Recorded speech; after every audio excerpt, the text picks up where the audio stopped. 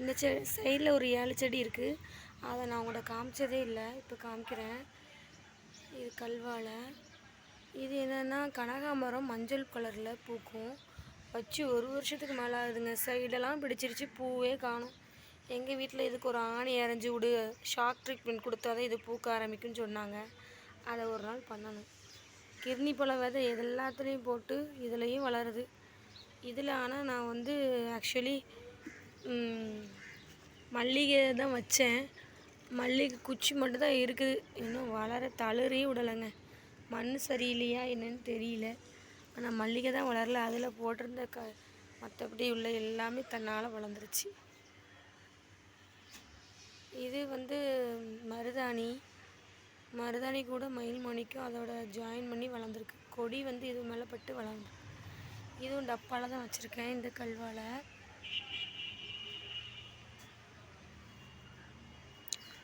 சப்போட்டா.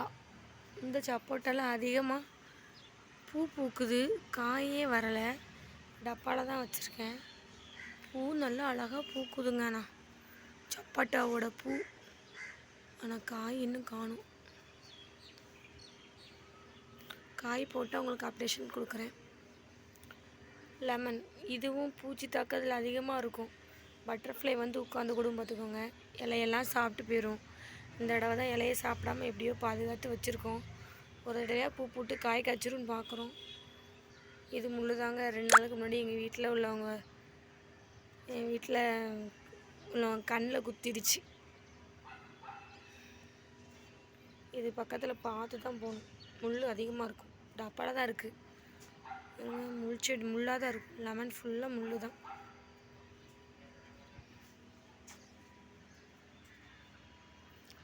சூரியகாந்தி வாங்கிட்டு வரல, தோட்டத்துலேருந்து பறிச்சிட்டு வந்த கன்று தான் வச்சுருக்கேன். இது பூக்குமா, இது உயிரோடு இருக்கான்னு தெரில. இன்னும் ஒரு 5-6 நாளில் அது தெரியும். ஆனால் இந்த பூ வந்து கொஞ்சம் விரிகிற மாதிரி இருக்குது. தெரிஞ்சு தானே உங்களுக்கு அப்டேஷன் கொடுக்குறேன். இது உங்களுக்கு நீங்கள் ஆல்ரெடி பார்த்துருப்பீங்க. செவ்வந்தி தினமும் 7-8 பூ பறிச்சுக்கிட்டே இருக்கும். செவ்வந்தி ஃபுல்லாக அந்த டப்பா ஃபுல்லாக இருந்தது. என்ன மிஸ்டேக் ஆகிடுச்சோ தெரில, பாதி அப்படியே கருகிடுச்சு. இது ஒரு பிங்க் ரோஸ் தான். இந்த ரோஸை வாங்கி இன்னும் பூக்க ஆரம்பிக்கவே இல்லை. மொட்டு இப்போ தான் போட்டிருக்கு. இது விரியோமே உங்களுக்கு அப்டேஷன் கொடுக்குறேன். இந்த ரோஸ் வாங்கி இன்னும் பூக்கவே இல்லை. இது தடியங்காய் போட்டு தடியங்காய் விதெல்லாம் தளிர் விட்டுருக்கு. இதில் ஒரு கருவேப்பிலை வச்சுருக்கேன். இந்த கருவேப்பிலை அப்படியே தான் நிற்கிது. இலையை உருவி விடுவேன். சாமந்தி பூ பூக்கும் போது உங்களுக்கு கொடுக்குறேன். இது மட்டும் இல்லைங்க.